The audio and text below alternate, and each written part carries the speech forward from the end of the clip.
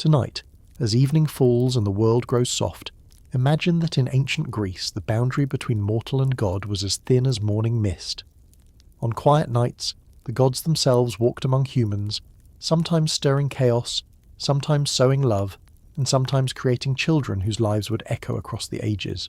Tonight, let your breath deepen as we drift into the story of one such child, a hero whose name has become another word for strength, but whose real journey was shaped as much by pain as by power. But what was the true price of Hercules' strength? Why did the gods choose him for 12 impossible labours, and what secret haunted him with every victory he won? Was the greatest struggle he faced won on the battlefield, or deep within his own heart? Let these questions guide you, as we begin not with the mighty Hercules, but with a single fateful night. A moment that would weave sorrow, destiny, and hope together for centuries to come. If these stories truly help you relax, feel free to leave a gentle like. If you'd like, you're welcome to share in the comments where you're listening from, and what time it is for you now. Tonight, you're among fellow dreamers, all beneath the watch of ancient legends. Zeus, king of Olympus, was infamous for never being satisfied, and his queen, Hera, was never blind to the betrayals that turned their marriage into a clash between divine pride and jealousy. On a night when even the thunder seemed to hesitate above sleeping Thebes, Zeus set aside his immortal form and disguised himself as Amphitryon, the city's victorious general, eager to deceive Alcmene and leave his mark on the mortal world. Alcmene, longing for her husband's return, never suspected she was embracing a god whose every choice would cast ripples across generations. That union would set in motion a fate so tangled that even the three fates paused, uncertain how to weave what was about to unfold. As dawn broke over Thebes, the real Amphitryon walked in expecting joy, but found only confusion in Alcmene's eyes. Rumours soon spread of the strange timing of his return, and it wasn't long before Hera uncovered Zeus's deception. Her fury shook Olympus, and she swore the child growing in Alcmene's womb would know only hardship and suffering. Driven by anger, Hera vowed that this child, whose blood was half mortal and half divine, would never claim his rightful place as king. She delayed Alcmene's labour through divine trickery, and sped up the birth of Eurystheus, born prematurely yet destined by Hera's plot to rule in place of the true heir. When Hercules finally entered the world, his first cries seemed to echo defiance through the city. Hera's rage still burned, so she sent 2 massive serpents to his cradle, intent on snuffing out the child's life before prophecy could take root. Yet when the household rushed in, they found the infant gripping the lifeless snakes, smiling, his strength already frighteningly clear. Alcmene, awed and afraid, understood her son was marked for a destiny far bigger than hers. She called him Alcides, but only later, following an oracle's words at Delphi, would he be known to all as Hercules, ironically, the glory of Hera, a cruel twist given how much suffering she would cause him. As years passed, stories of Hercules' strength grew. He could lift what full-grown men struggled even to move, and by his teenage years, his gifts stood out just as much as his inability to control them. Tutors tried to teach him restraint, but tragedy soon struck. Linus, his music teacher, met his end after a lesson turned violent, and Hercules had to face early the truth.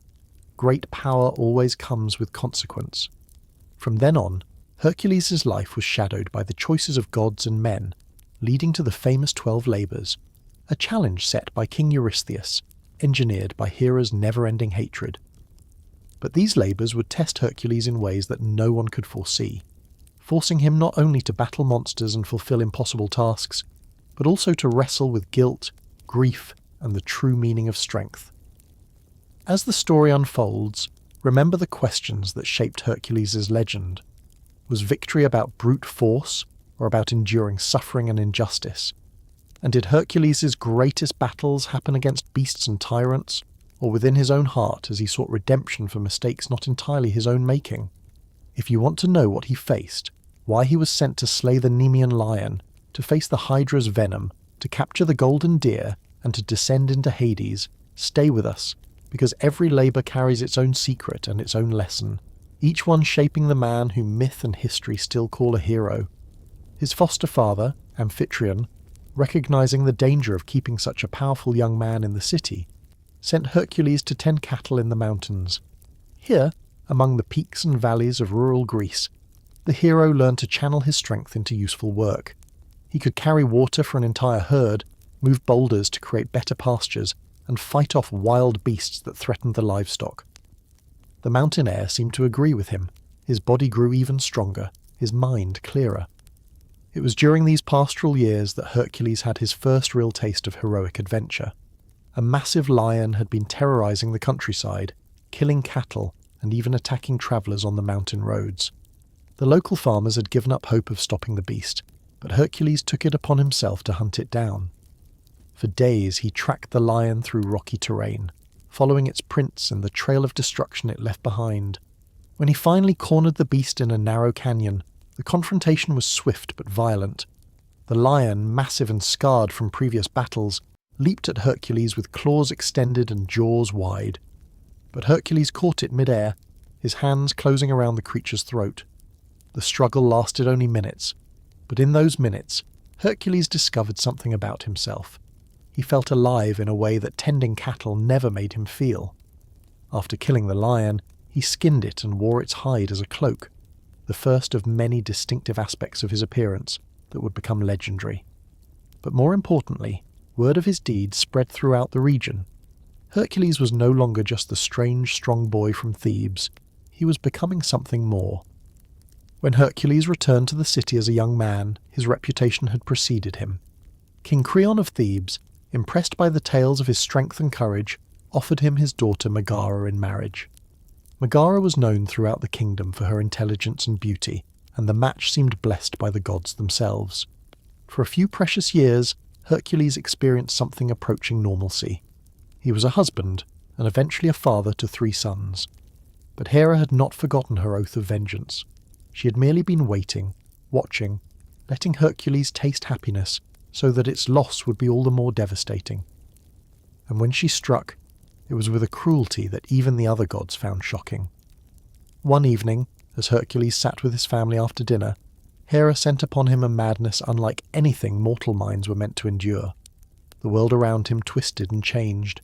His beloved wife and children became monsters in his eyes, terrible creatures that threatened everything he held dear. In his divine madness, Hercules saw enemies where there were loved ones, battles where there was peace.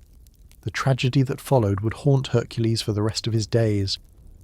When the madness finally lifted, he found himself surrounded by the bodies of his wife and children, their blood on his hands. The realization of what he had done struck him like a physical blow.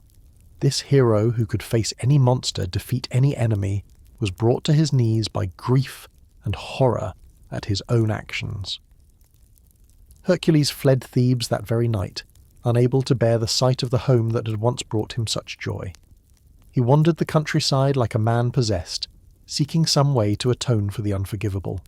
Sleep brought no peace, as his dreams were filled with the faces of those he had loved and lost. Food held no taste, as guilt had poisoned every sensation. It was in this state of desperate anguish that Hercules sought out the oracle at Delphi, hoping against hope that the gods might offer him some path to redemption. The oracle, speaking with the voice of Apollo himself, delivered a prophecy that would define the rest of his life. He must serve his cousin Eurystheus, the king of Tiryns, for 12 years. Whatever tasks Eurystheus set before him, Hercules must complete, no matter how dangerous or seemingly impossible. Now, I have to ask you something. If you had to choose between facing 12 impossible tasks or living with the weight of an unforgivable crime, which would you pick? For me, it has to be the tasks, without question. At least in action, there's hope for redemption, some way forward. Hercules made that same choice, and it would transform him from a grieving, broken man into the greatest hero of the ancient world. The journey to Tiryns took Hercules through landscapes that seemed to mirror his inner turmoil. The once familiar countryside of Greece now felt foreign and hostile. Every village he passed reminded him of the home he could never return to. Every family he saw made him think of what he had lost. But with each step toward his destiny, something began to change within him. The crushing weight of despair slowly transformed into grim determination. Eurystheus received his famous cousin with barely concealed fear and resentment. Here stood the man who should have been king in his place, whose strength was legend, whose very presence seemed to diminish everyone around him. Eurystheus was a small, nervous man who ruled through political cunning rather than personal prowess, and he found Hercules' obvious superiority deeply threatening. But the oracle's word was law, and Eurystheus quickly realized that he held incredible power over the greatest hero in Greece. He could send Hercules anywhere, command him to do anything, and the hero was bound by divine decree to obey. The king's fear began to transform into cruel satisfaction as he contemplated the possibilities. The first labor would set the tone for all that followed. Eurystheus commanded Hercules to kill the Nemean lion and bring back its hide as proof of the deed. Now this wasn't just any lion. The beast that terrorized the hills around Nemea was the offspring of the monsters Typhon and Echidna, creatures so terrible that even the gods feared them. The Nemean lion's hide was impervious to mortal weapons, its claws could cut through the finest armor, and its roar alone could paralyze grown men with fear. Hercules set out for Nemea carrying his club, carved from an olive tree that had been blessed by Zeus, and a quiver full of arrows. The countryside around the ancient city showed clear signs of the lion's presence, bleached bones scattered across the hillsides, abandoned farms, roads that had been clawed and gouged by massive paws. The very air seemed charged with a predatory tension that made Hercules' skin prickle with anticipation. Local shepherds, when they saw the hero approaching, fell to their knees and begged him to turn back. They told him of hunters who had tracked the lion to its lair and were found days later, torn apart so completely that they could barely be recognized as human. They spoke of warriors whose bronze spears had shattered against the creature's hide, whose swords had bent and broken without drawing so much as a drop of blood. But Hercules had not come this far to be turned back by warnings, no matter how well-intentioned. He made camp in the hills outside Nemea and spent 3 days tracking the monster, following its paw prints through rocky terrain, studying its hunting patterns, learning its habits. The lion, he discovered, had 2 entrances to its lair, a main opening large enough for the beast to enter comfortably, and a smaller back entrance that it used to escape when threatened. On the 4th day, just as the sun was beginning to set and cast long shadows across the landscape, Hercules heard the roar he had been waiting for. The sound rolled across the hills like thunder, deep and primal and filled with a hunger that spoke of centuries of successful hunting. The hero's blood quickened at the sound. Finally, after days of preparation, the moment of truth had arrived. The lion emerged from its lair as darkness fell, a creature that seemed more force of nature than animal. It stood nearly as tall as a horse at the shoulder, its golden hide rippling with muscles that spoke of incredible power. Its eyes, even in the dim light, glowed with an intelligence that was both animal and something more. When it caught Hercules' scent, its lips curled back to reveal fangs like ivory daggers. Hercules decided to test the stories about the creature's invulnerability first. He drew his bow and sent his finest arrow flying straight toward the lion's heart. The shaft struck true, but instead of penetrating the hide, it simply bounced off and clattered harmlessly to the ground. A second arrow aimed at the beast's eye met the same fate, as did a third aimed at its throat. The lion, apparently amused by these futile attacks, began to stalk toward Hercules with the patient confidence of a predator that had never known defeat. Its massive paws made no sound on the rocky ground, and its tail lashed from side to side with anticipation. Hercules could see his own death reflected in its golden eyes, but instead of fear, he felt only a strange kind of peace. Finally, an enemy worthy of his strength. As the distance between them closed, Hercules made a decision that would have seemed like madness to any observer. He dropped his bow, discarded his arrows, and threw aside his club. If conventional weapons were useless against this creature, he would have to rely on the one thing that had never failed him: his own hands. The lion, perhaps surprised by this apparent surrender, paused in its advance. In that moment of hesitation, Hercules struck. He launched himself forward with all the power his divine heritage could provide, closing the distance between them in the space of a heartbeat, his arms wrapped around the creature's throat in a grip that no mortal strength could have achieved. The battle that followed was unlike anything the hills of Nemea had ever witnessed. Lion and hero rolled across the rocky ground in a deadly embrace, neither able to gain a decisive advantage. The lion's claws raked against Hercules' skin, drawing blood but unable to inflict mortal wounds thanks to his divine protection. Its jaws snapped inches from his face, close enough that he could feel the heat of its breath and smell the blood of its previous victims. But Hercules held on with grim determination, his massive arms tightening around the beast's throat like bands of iron. Minutes passed, then what felt like hours. The lion's struggles grew weaker, its movements less coordinated. Still, Hercules squeezed, pouring all his grief, all his rage, all his desperate need for redemption into this single titanic effort. When the great beast finally went limp in his arms, Hercules held on for several more minutes, unwilling to believe that the battle was truly over. Only when he was certain that no breath remained in the creature's body did he finally release his grip and roll away, gasping for air and covered in sweat and blood. But killing the lion was only half the task. Eurystheus had demanded its hide as proof, and Hercules quickly discovered that skinning a creature with impenetrable hide presented its own challenges. His knife was useless, as were every other tool he tried. It was only when he realized that the lion's own claws were sharp enough to cut through its hide that he was able to complete the task, using the creature's own weapons against it in death, as he had been unable to do in life. The return journey to Tiryns was unlike any Hercules had ever made.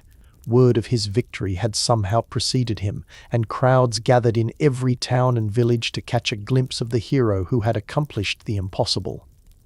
Children pointed and whispered, adults fell silent in awe, and more than one person made the sign against evil as he passed. But it was Eurystheus' reaction that Hercules would remember most clearly. When the king saw his cousin approaching, wearing the golden hide of the Nemean lion as a cloak, fear replaced calculation in his eyes. He had sent Hercules on this task expecting, perhaps even hoping, that it would be his last. Instead, the hero had returned stronger and more formidable than ever. From that day forward, Eurystheus refused to let Hercules enter the city proper. Instead, he had a bronze jar buried up to its rim outside the city walls, and whenever Hercules returned from a labor, the cowardly king would hide in this jar while delivering his commands through a herald. The second labor would prove even more challenging than the first, though in ways that Hercules couldn't have anticipated. Eurystheus commanded him to kill the Lernaean Hydra, a serpentine monster with 9 heads that lived in the marshes near the city of Lerna. Like the Nemean lion, the Hydra was offspring of Typhon and Echidna, but where the lion had possessed impenetrable hide, the Hydra had a far more insidious defense. The swamps around Lerna were a place of perpetual twilight, where the sun seemed unable to penetrate the canopy of twisted trees and hanging moss. The water was dark and still, reflecting nothing but shadows, and the air was thick with the smell of decay and something else. Something poisonous and wrong that made Hercules' eyes water and his throat burn. Local fishermen had long since abandoned these waters, and for good reason. The Hydra's breath was so poisonous that it could kill a man from a distance, and its blood was even more toxic. Even its tracks in the mud were dangerous to follow. More than one hunter had been found dead beside them, their bodies blackened and twisted by poison. Hercules made his way carefully through the treacherous terrain, following a path that wound between pools of stagnant water and over-rotting logs. Every step had to be considered, as the marsh was full of sinkholes and hidden dangers. The silence was oppressive. No birds sang here, no insects buzzed, no frogs croaked. It was as if the very presence of the Hydra had driven all other life from this place. What kinds of monsters do you think would be the hardest to face in battle? For me, it has to be the ones that get stronger every time you hurt them. There's something deeply unsettling about the idea that your best efforts only make the situation worse. Hercules was about to discover just how true that could be. He found the Hydra coiled around the entrance to an underwater cave, its 9 heads swaying hypnotically above the surface of a particularly large and dark pool. Each head was the size of a horse's, with fangs that dripped venom into the water below. The creature's eyes, 18 in total, all fixed on Hercules as he emerged from the undergrowth, and its hiss was like steam escaping from deep underground. Hercules' first instinct was to approach the problem as he had the Nemean lion, with direct, overwhelming force. He charged forward, swinging his massive club with all his might, and managed to crush one of the heads completely. For a moment, he felt the familiar satisfaction of a successful attack. Then, to his horror, 2 new heads began to sprout from the stump where the first had been destroyed. They grew with unnatural speed, reaching full size within moments, and both immediately turned toward him with hunger that seemed twice as intense as before. The battle that followed tested every aspect of Hercules' skill and endurance. Each time he destroyed a head, 2 more took its place. Soon, instead of facing 9 heads, he was confronting 18, then 36, then more than he could count. The Hydra's poison breath created a toxic cloud around the battle, forcing Hercules to hold his breath for impossible lengths of time while continuing to fight. It was his nephew Iolaus who provided the solution. The young man had followed Hercules to Lerna despite his uncle's protests, and when he saw the futility of the battle, he quickly built a fire and began heating the ends of several long branches until they glowed red-hot. Each time Hercules cut off a head, Iolaus would immediately sear the wound with the burning wood, cauterizing it and preventing new heads from growing. The strategy worked, but the battle was far from over. As the number of heads began to decrease rather than multiply, the Hydra grew desperate and dangerous in new ways. Its massive coils thrashed through the water, creating waves that threatened to sweep Hercules off his feet. Its remaining heads darted and struck with increasing ferocity, and its poison breath grew so concentrated that even Hercules' divine constitution began to weaken. The final head, larger than all the others and reportedly immortal, required all of Hercules' remaining strength to sever. When he finally managed to cut it off, he quickly buried it under a massive boulder, ensuring that even if it could not be destroyed, it could at least be contained. But Hercules, ever practical, saw opportunity in this deadly victory. He dipped his arrows in the Hydra's toxic blood, creating weapons that would prove invaluable in future labors. A single scratch from one of these arrows would be fatal to any mortal creature, and even gods would think twice before facing them. The third labor took Hercules far from the familiar landscapes of southern Greece into the wild forests of Arcadia, where he was commanded to capture the Cyrenian hind, a doe sacred to the goddess Artemis. This task was challenging not because of the creature's ferocity, but because of its supernatural speed and the political complications involved in capturing something holy to one of the most powerful goddesses on Olympus. The hind was a creature of impossible beauty, with hooves of bronze and antlers of pure gold that caught and reflected sunlight like polished mirrors. It could run faster than the wind itself, covering vast distances without seeming to tire, and it possessed an intelligence that seemed almost human.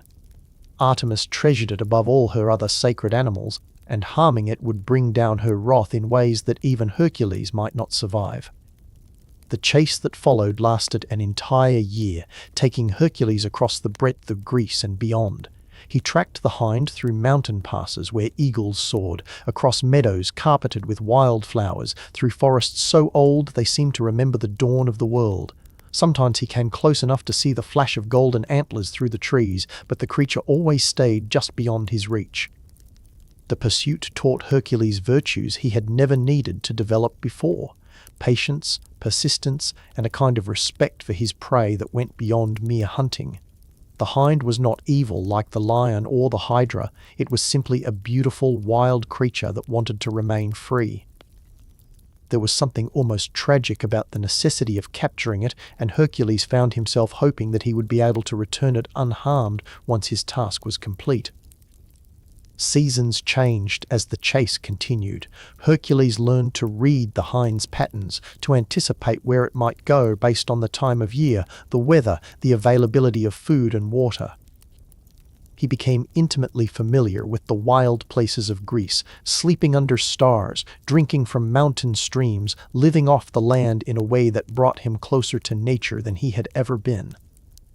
Finally, in the depths of winter, when snow covered the high peaks and the hind's golden fur stood out starkly against the white landscape, Hercules managed to corner it in a valley where the snow had drifted deep enough to slow even its supernatural speed. But instead of using force, he approached with respect, speaking softly to the creature in a voice filled with admiration for its strength and beauty. To his amazement, the hind allowed itself to be captured, perhaps recognizing something in Hercules that spoke to its wild heart. He bound it gently with ropes that would hold without causing injury, and began the long journey back to Tiryns, all the while aware that he carried with him one of the most precious creatures in the world. The fourth labor brought a different kind of challenge, the capture of the Erymanthian boar, a massive, savage creature that terrorized the mountain of Erymanthos. Unlike the sacred hind, this beast was thoroughly malevolent, a creature of pure destructive rage that killed for the joy of killing. Hercules spent weeks tracking the boar through treacherous mountain terrain, following a trail of destruction that included uprooted trees, shattered boulders, and the remains of any unfortunate creature that had crossed its path. The boar was cunning as well as strong, often doubling back on its own trail or taking refuge in caves that were barely large enough to contain its massive bulk. The capture, when it finally came, required all of Hercules' strength and ingenuity. He drove the boar into a deep snowdrift where its movements were hampered, then leaped upon its back and wrestled it into submission through sheer determination. The beast's tusks were longer than swords and sharp enough to pierce bronze, but Hercules' grip never faltered, even when the boar's struggles threatened to shake him loose. When he arrived in Tiryns with the still-living boar slung across his shoulders, Eurystheus was so terrified that he leaped into his bronze jar and refused to come out for 3 days. Even speaking through his herald, the king's voice shook with fear as he pronounced the fourth labor complete. The fifth labor was perhaps the most humiliating. Eurystheus commanded Hercules to clean the Augean stables in a single day. King Augus of Elis had accumulated the largest herds of cattle in all of Greece, but he had never once cleaned the stables where they were kept. 30 years of accumulated filth had created a task that seemed impossible even for someone of Hercules' strength. The stables stretched for miles, and the stench was so overwhelming that even approaching them required tremendous willpower. The cattle themselves seemed embarrassed by their living conditions, and their low mooing carried a note of apology that touched Hercules' heart. He realized that completing this task wasn't just about fulfilling his obligation to Eurystheus, it was about restoring dignity to these noble animals. Rather than attempting to shovel out 30 years of waste by hand, Hercules studied the geography around the stables and conceived a plan that was as elegant as it was effective. He diverted 2 nearby rivers, the Alpheus and the Peneus, channeling their combined flow directly through the stables. The rushing water carried away decades of filth in a few hours, leaving the facilities cleaner than they had ever been. King Augeas was so impressed that he offered to pay Hercules 1/10 of his cattle as reward, but when Eurystheus heard of this arrangement, he declared the labor invalid since Hercules had accepted payment. The king's pettiness knew no bounds, but Hercules accepted the ruling without complaint. He had learned that arguing with divine destiny was futile. The sixth labor sent Hercules to the shores of Lake Stymphalos, where a flock of man-eating birds had taken up residence. These weren't ordinary birds, they were creatures with beaks of bronze, claws of iron, and feathers sharp enough to pierce armor when launched like arrows.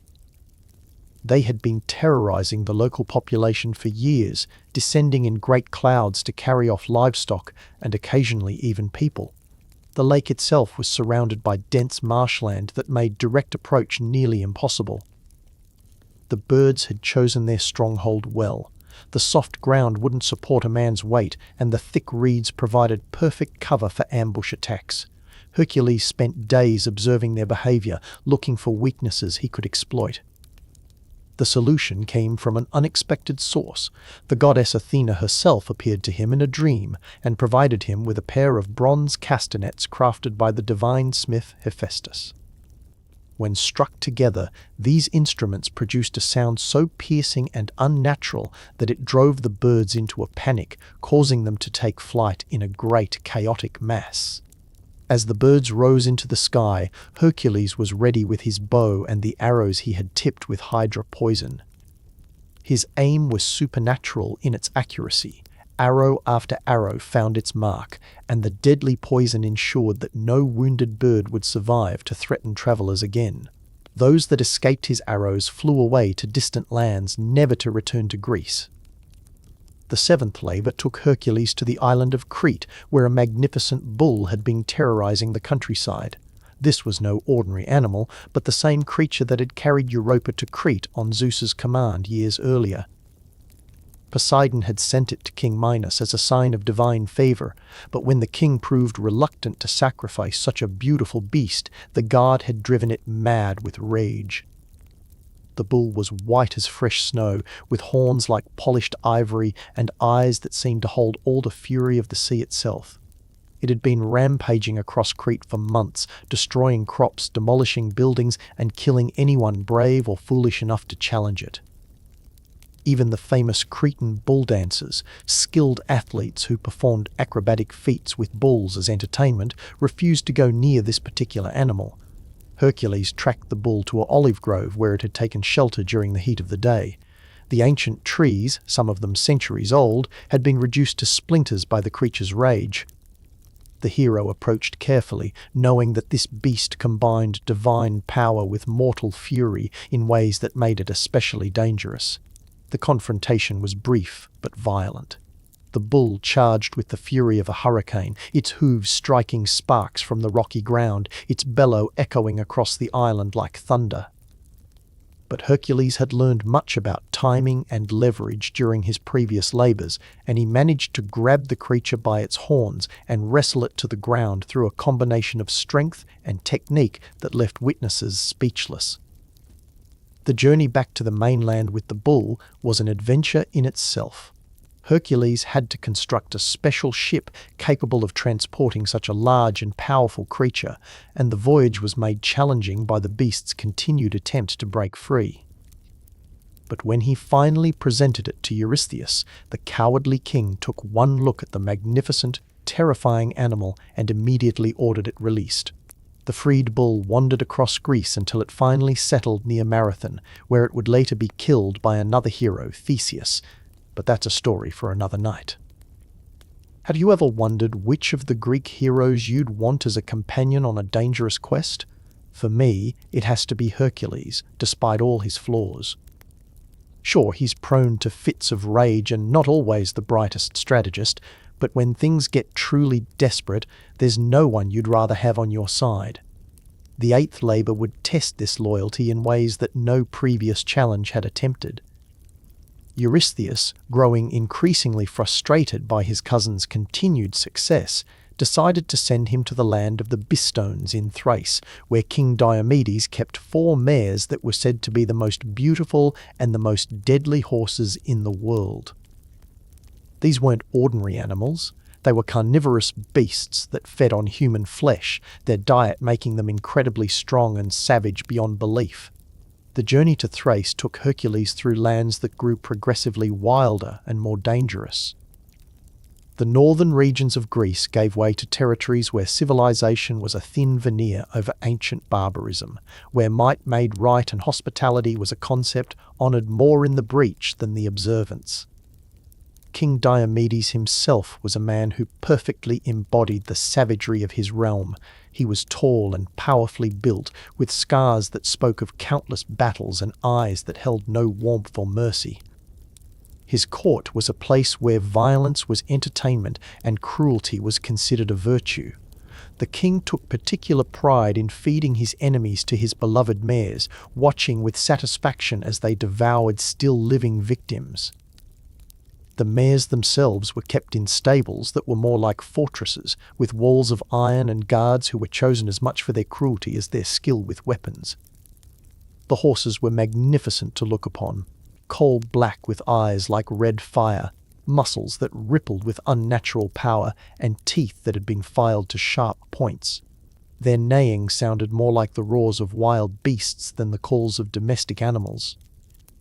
Hercules knew that simply walking into Diomedes' stronghold and demanding the horses would be suicide, so he spent several days observing the routines of the guards and the habits of the mares themselves.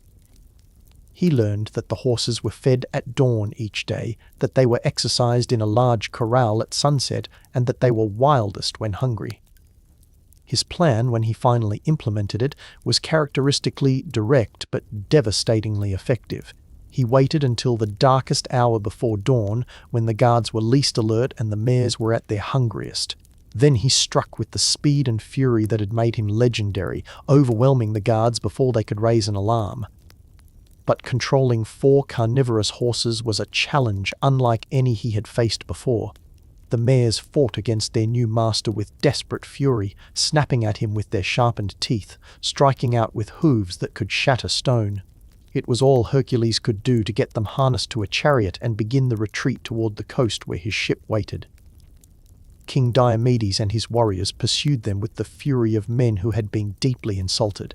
The chase across the Thracian countryside was a running battle that lasted for miles, with Hercules forced to fight off attackers while simultaneously controlling 4 maddened horses. Arrows whistled past his head, spears struck his chariot, and more than once it seemed certain that he would be overwhelmed. It was only when they reached the shores of the Aegean that Hercules was able to turn and face his pursuers properly. The battle that followed was perhaps the most challenging single combat of his career to that point. King Diomedes was a formidable warrior in his own right, and he fought with the desperate fury of a man defending his most precious possessions. In the end, it was Hercules' divine heritage that made the difference. His strength proved superior to the king's skill, and when Diomedes finally fell, it was with a curse on his lips that seemed to hang in the air like smoke from a funeral pyre. The remaining Thracian warriors, seeing their king defeated, withdrew rather than face the hero who had bested their master. The irony of the mare's fate was not lost on Hercules. Once their master was dead, they lost much of their supernatural savagery and gradually returned to being merely exceptional horses rather than monsters.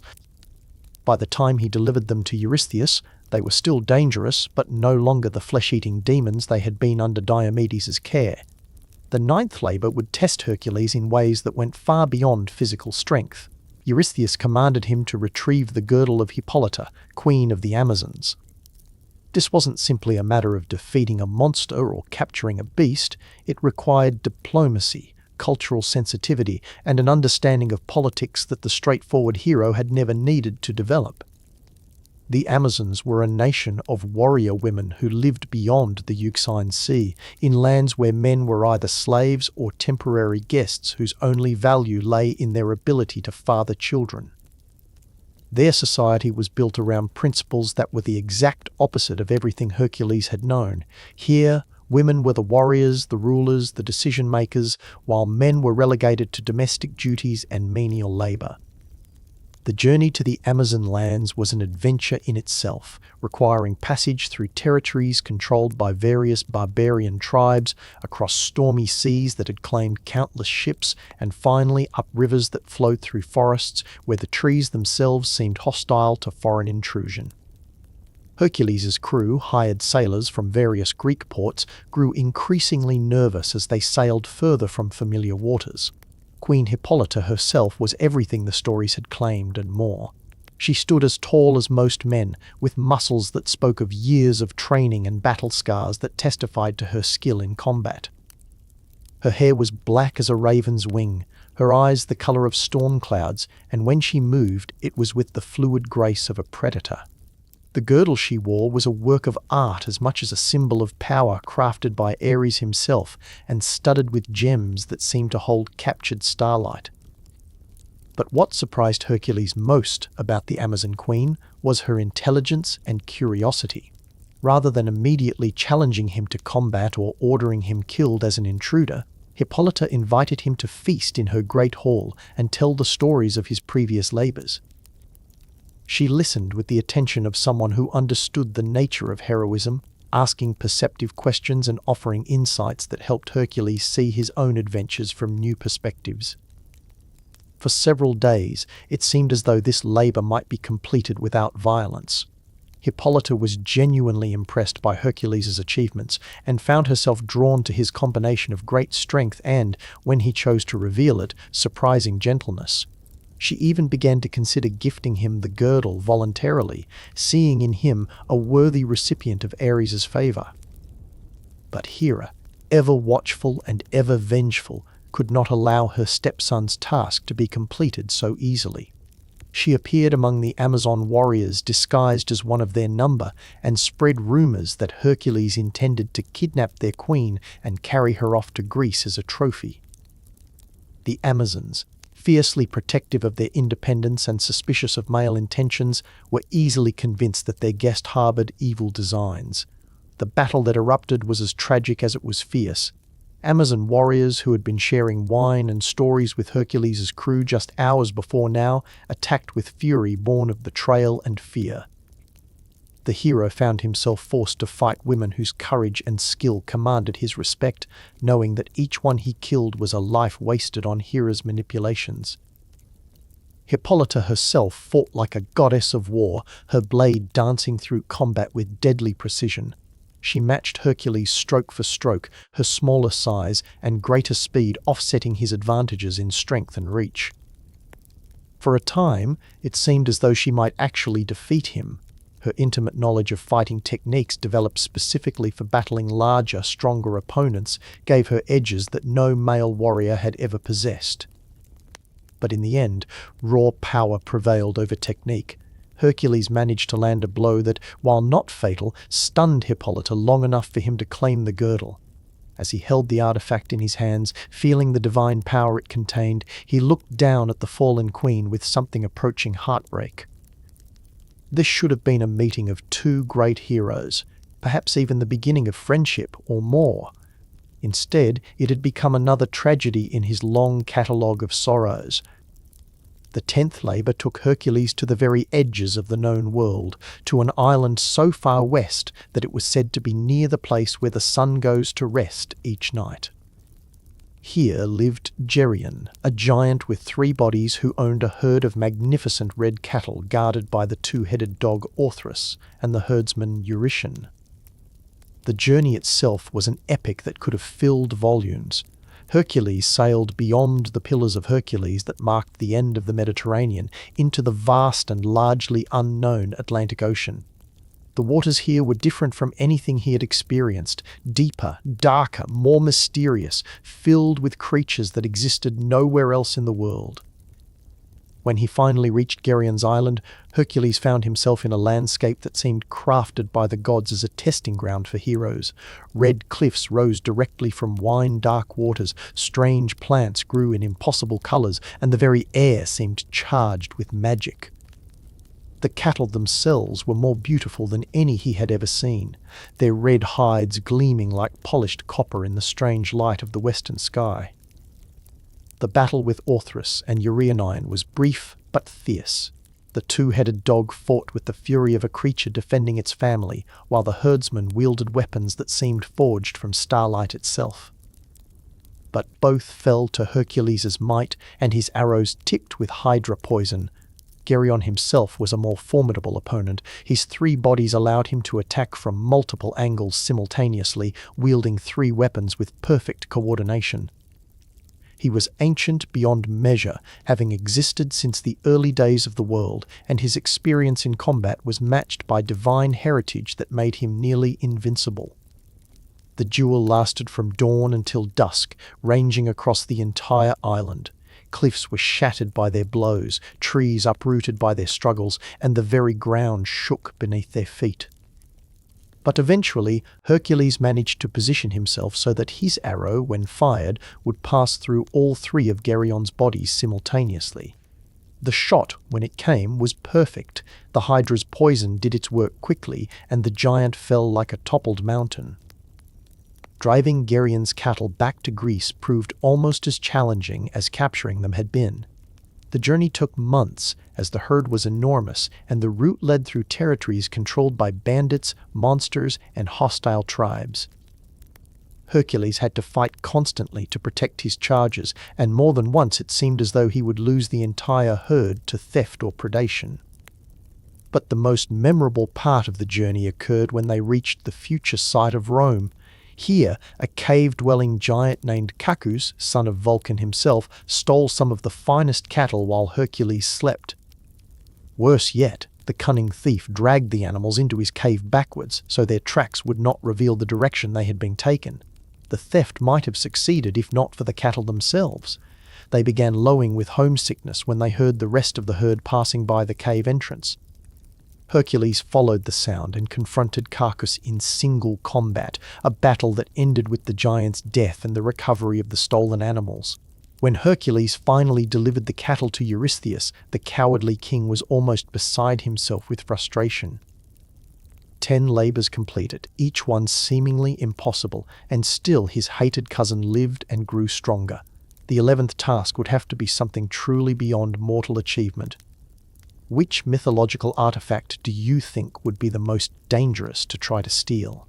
For me, it has to be the golden apples of the Hesperides. Not just because of the guardians protecting them, but because taking them means robbing the gods themselves of immortality. That's the kind of theft that echoes through eternity, and Hercules was about to discover just how true that could be. Eurystheus commanded Hercules to bring back the golden apples from the garden of the Hesperides, fruits that granted immortality to any who consumed them. These apples grew on a tree that had been Gaia's wedding gift to Hera, planted in a garden at the western edge of the world where the daughters of Atlas the Hesperides tended them under the watchful eye of Ladon, a dragon with 100 heads. The challenge began before Hercules even knew where to look. The garden's location was one of the most closely guarded secrets in the world, known only to the gods and a few ancient powers who had existed since the dawn of time. Hercules spent months traveling across the known world, seeking anyone who might provide clues to the garden's whereabouts. His quest took him first to the old man of the sea, Nereus, who had the gift of prophecy but would only share his knowledge with those who could hold him fast while he changed through dozens of different shapes. The struggle was exhausting. Nereus became a lion, then a serpent, then water itself, then fire, each transformation designed to break Hercules' grip through pain or surprise. Only when the sea god finally exhausted his repertoire of shapes did he reveal what Hercules needed to know. The garden lay beyond the lands where Atlas held up the sky, in a place where the sun's rays fell differently and time itself moved at a different pace. But even more importantly, Nereus revealed that Hercules should not attempt to take the apples himself. Instead, he should convince Atlas to retrieve them, while Hercules temporarily took on the Titan's burden. The journey to Atlas was a pilgrimage across landscapes that grew progressively stranger and more wonderful. Hercules traveled through deserts where the sand was ground from precious stones, across mountains whose peaks touched the very dome of the sky, and finally to the place where Atlas stood, the weight of the heavens resting on his massive shoulders. Atlas was a figure of such immense grandeur that Hercules felt humbled in his presence. The Titan stood taller than mountains, his body carved from living stone, his eyes holding the wisdom and weariness of eons. The sky rested on his shoulders like a cloak of stars and clouds, and with each breath he took, the winds of the world shifted and changed. When Hercules explained his need, Atlas listened with the patience of one for whom time had little meaning. The Titan had been carrying the sky since the end of the war between gods and Titans, and the monotony of his eternal punishment had grown almost unbearable. The chance to walk freely for even a short time, to see his daughters again and pick the golden apples he had helped plant so long ago, was a temptation beyond resistance. The transfer of the sky's weight from Atlas to Hercules was a moment that defied description. As the Titan carefully shifted his burden to the hero's shoulders, Hercules felt the crushing weight of infinity itself. Every star, every cloud, every breath of wind suddenly became his responsibility. The pressure was so immense that even his divine strength barely sufficed to bear it. Atlas, freed for the first time in millennia, stretched muscles that had been locked in place since before human civilization began. His joy was beautiful to witness. He danced, he ran, he laughed with a sound like distant thunder. Then, remembering his purpose, he set off toward the garden of the Hesperides with the enthusiasm of a father eager to see children he had not embraced for countless years. The wait that followed tested Hercules' endurance in ways that no monster ever had. Holding up the sky required not just strength but perfect balance, constant attention, and an unwavering will. He could not rest, could not relax his grip even for a moment, could barely even blink, lest the weight shift and bring catastrophe to the world below. Time seemed to move differently under such pressure. Minutes felt like hours, hours like days. Hercules watched the sun cross the sky, saw the stars wheel through their nightly dance, felt the seasons change in the quality of the wind. All the while, the weight on his shoulders remained constant, threatening to crush him if his concentration wavered for even an instant. When Atlas finally returned, carrying 3 golden apples that gleamed with inner light, he paused to consider his situation. Here he was, free for the first time in ages, while Hercules bore the burden that had been his curse. Why should he take it back? Why not leave this young hero to carry the sky, while he, Atlas, reclaimed his rightful place in the world?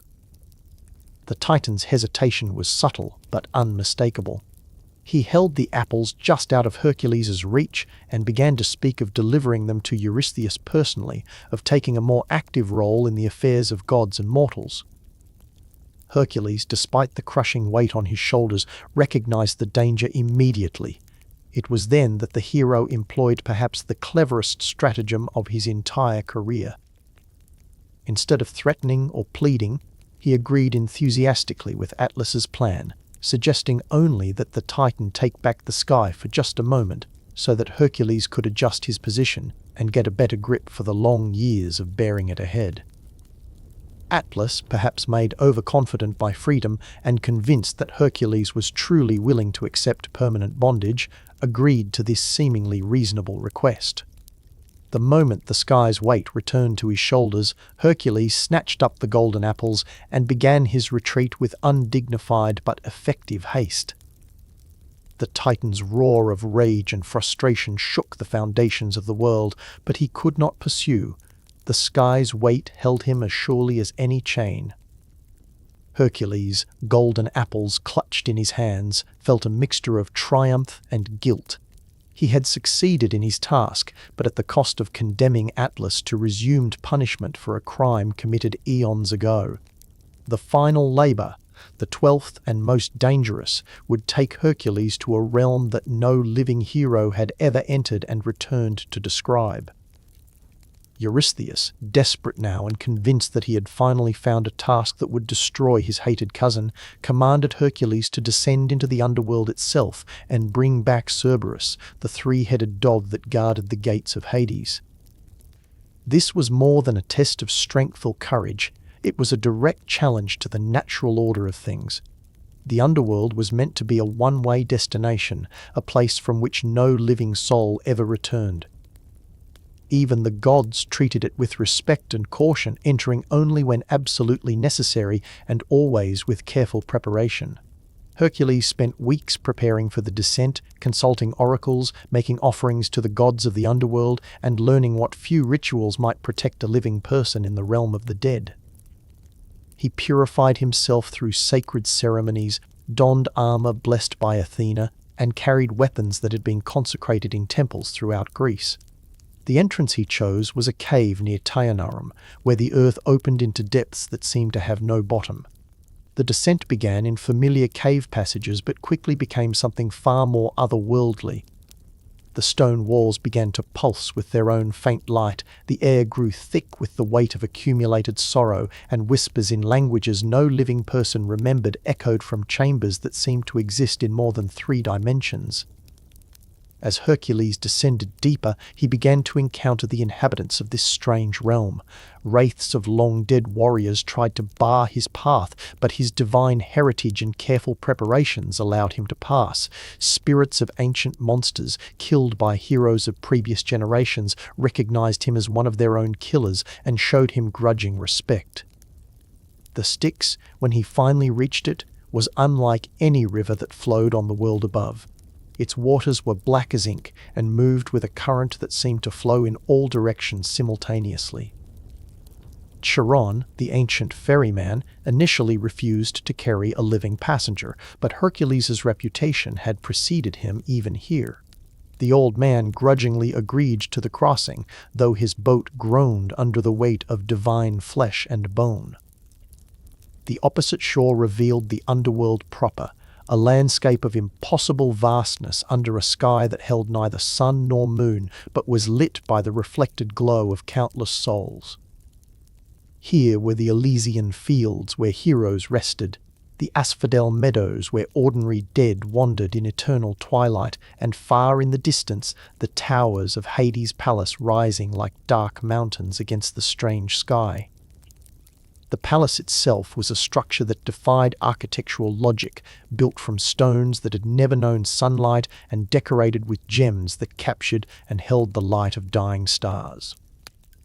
Hades received his unexpected visitor with the courtesy due to divine heritage, but also with the unmistakable authority of one who ruled over death itself. The god of the underworld was not the demonic figure that later legends would make him, but rather a figure of immense dignity and terrible responsibility. His beard was the color of autumn leaves, his eyes held depths that spoke of all the sorrows of the world, and when he spoke, it was with the weight of ultimate authority. Persephone sat beside her husband's throne, beautiful and terrible in her dual role as queen of the dead and goddess of spring's return. She looked upon Hercules with eyes that had seen every form of mortal suffering and found in him something that earned her sympathy. Perhaps she recognized a fellow victim of divine politics and family feuds. When Hercules explained his mission, Hades listened with the patience of one for whom time was meaningless. The god neither refused nor immediately agreed, but instead imposed a condition that revealed both his sense of justice and his respect for the hero's achievements. Hercules could take Cerberus, but only if he could subdue the great hound using no weapons whatsoever, only his bare hands and his own strength. Cerberus itself was a creature beyond normal description. Each of its 3 heads was the size of a lion's, with eyes like burning coals and teeth that could bite through iron. Its body was that of the largest dog imaginable, covered in fur that seemed to absorb light rather than reflect it. Serpents writhed in place of ordinary hair along its neck and back, and its tail was a venomous snake that struck with independent malice. The battle that followed was perhaps the most desperate of Hercules' career. Cerberus was not just physically powerful, but supernaturally cunning, using the intelligence of 3 minds working in perfect coordination. It fought with the accumulated fury of every soul that had ever tried to escape from death, and its strength was drawn from the underworld itself. Hercules found himself grappling with a creature that seemed to exist partially in the realm of nightmares. Its bite could inflict not just physical wounds, but spiritual damage that went deeper than flesh and bone. Its howls echoed with the voices of everyone who had ever died in agony, and its very presence was a reminder of mortality that shook even his divine confidence. But slowly, gradually, Hercules began to gain the upper hand. His strength, drawn from his father Zeus, proved superior even to the powers of death. His will, forged through 12 labors and countless trials, refused to break under the pressure of existential terror. Most importantly, his heart, still capable of love despite all his losses, remained uncorrupted by the underworld's despair. When Cerberus finally submitted, It was with something approaching respect. The great hound recognized in Hercules a worthy master, someone whose strength was matched by integrity. The journey back to the world above was swift, as Cerberus's presence opened paths that would have taken weeks to navigate alone. The emergence from the underworld was like being born again into light and life. The sun had never seemed brighter, the air never sweeter, the simple fact of existence never more precious. Hercules stood on mortal ground again, the three-headed dog of death sitting obediently beside him, and felt a triumph that went beyond personal achievement. When he presented Cerberus to Eurystheus, the cowardly king took one look at the guardian of the underworld and immediately fainted dead away. His servants, more practical if no braver, begged Hercules to return the creature to its proper place before it could cause havoc in the mortal realm. With his 12 labors completed, Hercules had achieved something unprecedented in the history of heroism. He had faced every challenge the ancient world could conceive, conquered every monster that haunted mortal nightmares, and emerged not just victorious, but transformed. The grief-stricken man who had begun this journey 12 years earlier was gone, replaced by someone who had earned the right to be called the greatest hero of the age. But perhaps more importantly, through his trials, Hercules had discovered truths about himself that no amount of ordinary living could have taught him. He learned that true strength came not from divine heritage, but from the willingness to endure, to continue fighting even when victory seemed impossible. He discovered that courage was not the absence of fear, but the decision to act rightly despite being afraid. As he stood in the courtyard of Eurystheus's palace, watching Cerberus disappear into the shadows from whence it came, Hercules felt something he had not experienced since that terrible night when madness claimed his family peace. Not the peace of forgetting, but the deeper peace that comes from accepting responsibility for one's actions and working to make amends. The labors were complete, but Hercules' story was far from over. He would go on to perform many more heroic deeds, to love again, to build new friendships and face fresh challenges. But those adventures belong to other tales, other nights, other moments when sleep comes slowly and the mind needs stories to ease its journey into rest. Tonight, as you settle into comfortable darkness, remember the lesson of Hercules that no burden is too great to bear, no task too impossible to attempt, and no mistake too terrible to overcome through patient effort and determined goodwill. The hero's greatest victory was not over any monster or king, but over his own despair, his own sense of worthlessness, his own belief that some crimes could never be forgiven. In the ancient world, they said that Hercules eventually ascended to Mount Olympus to take his place among the gods, finally achieving the divine status that his parentage had promised, but his actions had to earn. But the truth is that his real ascension began much earlier, in a dark place where he decided that redemption was possible and worth pursuing no matter the cost. And so, in the quiet hours before dawn, when the world balances between night and day, between dreams and waking, between despair and hope, remember that every ending is also a beginning, every completion of one great work, the foundation for the next. The stars that watched over Hercules' labors still shine above us tonight, carrying with them the eternal promise that courage, persistence, and love can triumph over any darkness, any challenge, any seeming impossibility. Rest in that promise, and let your dreams be filled with the golden light of heroism achieved and the quiet satisfaction of tasks completed with honor. But to truly understand the magnitude of what Hercules accomplished, we must look deeper into the forces that shaped his extraordinary life. The 12 labors were merely the surface of a story far more complex and profound than any simple tale of heroic adventure. Behind each triumph lay layers of divine manipulation, psychological warfare, and a relentless pursuit of redemption that would define not just one man's existence, but the very nature of heroism itself. Let us begin by examining the true architect of Hercules' suffering, a goddess whose hatred burned with the intensity of 1,000 suns and whose persecution would follow our hero from the cradle to the grave. Hera, queen of the heavens, embodied a rage so pure and enduring that it transformed both her and her victim in ways that neither could have anticipated. The madness of Hera was not born from simple jealousy, though that emotion certainly played its part. No, her hatred of Hercules ran deeper than mere wounded pride. It struck at the very core of her identity as Zeus's wife and queen of the gods. Every time she looked upon the hero, she saw living, breathing proof of her husband's infidelity, a constant reminder that even her exalted position could not command his faithfulness.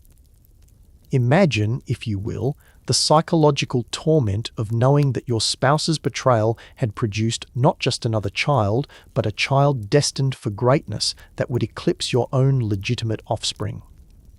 Hercules represented everything Hera valued turned against her. Divine power used to humiliate her, heroic glory that should have belonged to her own children, and worst of all, a living monument to her inability to control the man she loved and hated with equal intensity. The first manifestation of her wrath came when Hercules was barely old enough to focus his eyes. The 2 serpents she sent to his cradle were not merely an attempt at infanticide, they were Hera's opening statement in what would become a lifelong campaign of psychological warfare. When baby Hercules strangled those serpents with his tiny hands, laughing as he played with their lifeless coils, he unknowingly established the pattern that would define their relationship forever. Every attempt she made to destroy him would only serve to make him stronger, more famous, more beloved by mortals and gods alike. But Hera was nothing if not creative in her cruelty. As Hercules grew from a preternaturally strong child into a young man of legendary prowess, she watched and waited, studying his character for weaknesses she could exploit. She observed his capacity for love, his fierce protectiveness of those he cared about, his genuine desire to use his strength for good rather than personal gain. And in these very virtues, she found the weapons that would inflict the deepest wounds. The madness she sent upon him that terrible night when he killed Megara and his children was perhaps the most perfectly crafted torture ever divined by divine minds. Hera understood that simply killing Hercules would have been a mercy compared to forcing him to live with the knowledge that his own hands had destroyed everything he held dear. She twisted his greatest strength, his fierce protectiveness, into the instrument of his loved one's destruction, ensuring that he would carry guilt and self-loathing for the rest of his days. The genius of her plan lay in its psychological sophistication. By driving Hercules mad temporarily rather than permanently, she ensured that he would remember everything clearly once his sanity returned. Every detail of that horrific night would be burned into his memory with crystal clarity. The feel of blood on his hands, the sight of small bodies broken by his strength, the silence that followed where once there had been laughter and love. What do you think would be harder to bear, dying a hero's death in battle, or living with the knowledge that you had killed the people you loved most? For me, it has to be living with that knowledge. Death, at least, offers peace from suffering, but Hercules would carry his guilt like a weight around his soul for the rest of his extraordinarily long life. Hera knew this, and it made her divine heart sing with satisfaction. But the queen of the gods was far from finished with her torment. Throughout the 12 labors, she worked behind the scenes to make each task more dangerous, more complicated, more likely to result in the hero's death or, failing that, his deeper humiliation. When Hercules faced the Nemean lion, Hera whispered to the beast, filling it with supernatural rage and cunning. When he battled the Hydra, she sent a giant crab to distract him at the most crucial moment, forcing him to fight 2 monsters simultaneously while poison filled his lungs. Her interference with the Amazon queen Hippolyta was particularly cruel in its subtlety. Hera had observed the genuine connection forming between the hero and the warrior woman, had seen the possibility of love and happiness blooming between them. Rather than attack directly, she chose to poison that connection with lies and mistrust, ensuring that what could have been a joyous encounter became another tragedy to add to Hercules' growing collection of sorrows. During his quest for the golden apples of the Hesperides, Hera's influence was more indirect but no less devastating. She whispered doubts into the minds of those who might have helped him, closed paths that should have been open, and sent false visions to lead him astray. The fact that Hercules succeeded despite her interference was a testament to his determination, but the psychological cost was enormous. Every setback, every moment of confusion and despair bore the invisible fingerprints of her malice. Even Cerberus, the guardian of the underworld, felt Hera's touch. The three-headed dog fought with unusual ferocity during their battle, driven not just by its duty to guard the dead, but by whispers of divine hatred that made it see Hercules as a personal enemy rather than merely an intruder. The fact that the hero eventually won the creature's respect despite this supernatural animosity speaks to something profound in his character, a capacity for love and understanding that even Hera's poison could not entirely corrupt. Yet perhaps the most insidious aspect of Hera's persecution was how it shaped Hercules' own self-perception. Constant divine hostility taught him to expect betrayal, to see enemies where there might have been friends, to approach each new relationship with the wariness of someone who had learned that even gods could not be trusted. This psychological scarring was, in many ways, more damaging than any physical wound he received during his labors. The Queen of the Gods understood that true torment lies not in the body, but in the spirit. Physical pain ends when the body dies, but psychological wounds can echo through eternity. Every moment of happiness Hercules experienced was shadowed by the knowledge that Hera was watching, waiting for the perfect moment to strike. Every person he grew to love became a potential weapon in her hands, another pressure point she could target to inflict maximum emotional damage. As years passed and Hercules' fame grew, Hera's hatred evolved into something approaching obsession. She began to see their conflict not as a simple matter of divine justice, but as a cosmic struggle between order and chaos, between the proper hierarchy of Olympus and the dangerous precedent set by Zeus's indiscretions. In her mind, Hercules represented everything wrong with divine governance: the elevation of bastard children over legitimate heirs, the rewarding of strength over wisdom, the triumph of passion over duty. This philosophical framework allowed Hera to justify increasingly elaborate schemes of revenge.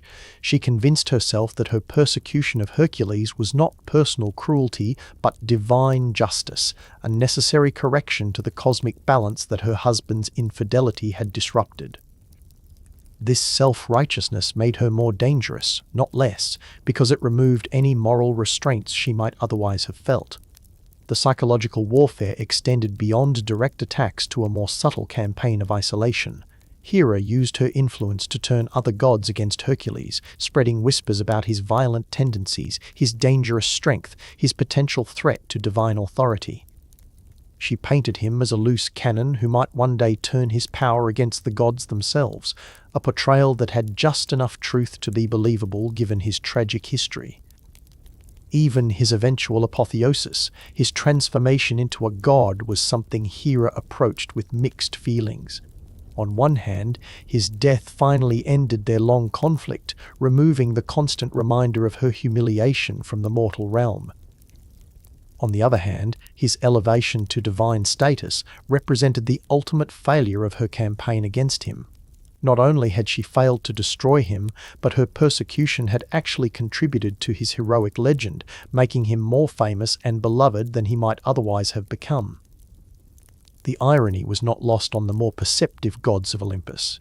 Hera's attempts to diminish Hercules had instead forged him into something greater than any normal hero could have become. Her divine opposition had provided him with challenges that revealed depths of character no ordinary adventures could have uncovered. In seeking to destroy him, she had inadvertently become his greatest teacher, forcing him to develop virtues, patience, humility, perseverance, that his natural strength alone could never have provided. But let us not paint Hera as merely a villain in this cosmic drama. Her rage, while destructive, was not entirely unjustified. She had legitimate grievances against Zeus, whose serial infidelities were both personally humiliating and politically destabilizing. In a society where divine marriage was supposed to model proper relationships for mortals, the king of the gods' behavior undermined the entire social order that Hera was meant to protect as queen. Her persecution of Hercules was, in part, a desperate attempt to maintain some semblance of dignity and authority in the face of her husband's public contempt. Unable to strike directly at Zeus without risking civil war among the gods, she channeled her fury toward the most visible symbol of his betrayal. It was misdirected rage, certainly, but rage born from genuine pain and frustration rather than simple malice. The tragedy of their relationship lies in what might have been. Hercules possessed exactly the kind of strength and virtue that Hera should have admired, the sort of heroic qualities that could have made him a powerful ally rather than an implacable enemy. Under different circumstances, she might have taken pride in his achievements, seen them as reflections of divine excellence rather than monuments to her humiliation. Instead, their conflict became a feedback loop of escalating hostility that brought out the worst in both participants. Hera's persecution made Hercules more isolated, more prone to the violent rages that justified her fears about his dangerous nature. His very existence, meanwhile, served as a constant reminder of her powerlessness to control her husband or command his respect, driving her to ever more desperate attempts to assert her authority. The resolution of their conflict would come only after Hercules' death and transformation into a god, when the rules of their engagement fundamentally changed. But that reconciliation lay far in the future, beyond the 12 labors, beyond even the many adventures that would follow them. For now, in the immediate aftermath of his great trials, Hercules remained trapped in the web of divine hatred that had shaped his entire existence. Yet it was precisely this divine opposition that revealed another crucial aspect of our hero's character, his remarkable intelligence and capacity for strategic thinking. Far from being the simple-minded strongman that later legends would sometimes portray, Hercules demonstrated again and again that his greatest victories came not from brute force alone, but from the clever application of both strength and intellect to seemingly impossible problems. This brings us to a fundamental misunderstanding about the nature of heroism in the ancient world. Modern audiences, raised on stories of superheroes whose powers make them nearly invincible, often fail to appreciate the subtlety required of classical heroes. Strength alone was never enough. The greatest heroes were those who combined physical prowess with cunning, wisdom, and the ability to think creatively under pressure. Hercules embodied this ideal more completely than perhaps any other hero of his generation. Yes, his divine heritage gave him supernatural strength, but it was his mortal intelligence that allowed him to use that strength effectively. The 12 labors were not simply tests of how much weight he could lift or how hard he could punch. They were puzzles that required innovative solutions, each one designed to challenge a different aspect of his heroic nature. Consider, for example, the seemingly mundane task of cleaning the Augean stables. At first glance, this appeared to be nothing more than an exercise in humiliation, forcing the great hero to perform menial labor to reduce him to the level of a common servant. Eurystheus clearly expected Hercules to spend years literally shoveling manure, breaking his spirit through the sheer tedium and degradation of the task. But Hercules approached the problem like an engineer rather than a laborer. He studied the geography around the stables, noting the courses of nearby rivers, calculating flow rates and elevation changes with the precision of someone trained in hydraulic engineering. His solution, diverting the Alpheus and Peneus rivers to wash away 30 years of accumulated waste, was elegant in its simplicity and devastating in its effectiveness. The genius of this approach lay not just in its practicality, but in its symbolic meaning. By redirecting the forces of nature itself to accomplish his task, Hercules demonstrated that true heroism involves working with the world rather than simply overpowering it. He transformed a punishment designed to break his spirit into a triumph that showcased his intelligence and left the stables cleaner than they had ever been. This pattern of intellectual triumph repeated throughout his labors, though often in more subtle ways. His year-long pursuit of the Ceryneian hind required not just physical endurance, but psychological insight. Understanding the creature's behavior patterns, predicting its movements, and ultimately recognizing that capture through force would be both impossible and morally wrong. His successful approach, based on patience and respect rather than aggression, revealed depths of wisdom that pure strength could never have provided. The battle with the Hydra presented perhaps the clearest example of brains triumphing over brawn. Hercules' initial approach, simply cutting off heads with brute force, not only failed, but made the situation progressively worse. It was only when he stepped back to analyze the problem, to understand the creature's regenerative abilities and devise a counter-strategy, that victory became possible. What's your preferred approach to solving difficult problems? Charging in with full force or taking time to think through the best strategy? For me, it has to be the thinking approach every time. Sure, decisive action has its place, but most of life's real challenges require careful analysis and creative solutions rather than just raw effort. Hercules learned this lesson the hard way, but he learned it thoroughly. The partnership with his nephew Iolaus during the Hydra battle also demonstrated another crucial aspect of Hercules' intelligence, his ability to recognize when he needed help and to coordinate effectively with allies. Lesser heroes might have seen accepting assistance as an admission of weakness, but Hercules understood that true strength sometimes lies in knowing one's limitations and working collaboratively to overcome them. This collaborative approach appeared again during his quest for the golden apples of the Hesperides. Rather than attempting to fight his way past Ladon, the 100-headed dragon that guarded the garden, Hercules negotiated with Atlas, offering to temporarily assume the Titan's burden in exchange for his assistance. This required not just physical strength, but diplomatic skill, the ability to understand what Atlas truly wanted after eons of punishment and to offer something genuinely valuable in return. The famous trick that allowed Hercules to escape from this agreement, convincing Atlas to take back the sky just for a moment so he could adjust his grip, has sometimes been criticized as mere cunning or even dishonesty. But this interpretation misses the deeper truth of the situation. Atlas had already demonstrated his willingness to betray their agreement by attempting to leave Hercules permanently burdened with the sky. In responding with his own deception, Hercules was simply adapting to changed circumstances and protecting himself from exploitation. Moreover, the trick itself required remarkable psychological insight. Hercules had to understand Atlas's personality well enough to predict how he would respond to apparent agreement, to gauge exactly the right tone of voice and body language that would make his submission seem genuine.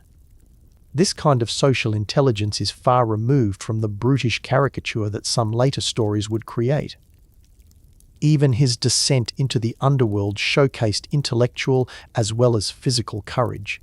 Hercules spent weeks researching the proper rituals and protections needed for such a journey, consulting oracles and priests to ensure he would not be destroyed by the very atmosphere of death itself. His respectful approach to Hades and Persephone demonstrated diplomatic skills that allowed him to negotiate for Cerberus's temporary release rather than simply attempting to steal the creature through force. The battle with Cerberus itself, while certainly a test of strength, also required tactical thinking of the highest order. Fighting a 3-headed dog meant dealing with attacks from multiple directions simultaneously, requiring split-second decisions about which threats to prioritize and how to position himself to minimize vulnerability. The fact that he managed to subdue the creature without killing it showed remarkable restraint and precision qualities that go far beyond simple physical power. This intellectual dimension of Hercules' heroism extended beyond the formal labors to his many other adventures. His founding of the Olympic Games, for example, required not just the vision to imagine athletic competition as a celebration of human achievement, but the organizational skills to actually implement such a complex undertaking. He had to design competitions that would be both challenging and fair, establish rules that would govern conduct, and create a festival structure that would attract participants from across the Greek world. His various rescue missions, saving Prometheus from eternal torment, freeing Alcestis from death, liberating Theseus from the underworld, all required careful planning and strategic thinking. These weren't situations where he could simply charge in swinging his club. They demanded understanding of divine politics, knowledge of supernatural laws, and the ability to find loopholes in seemingly ironclad cosmic regulations. Perhaps most impressively, Hercules demonstrated learning capacity throughout his career.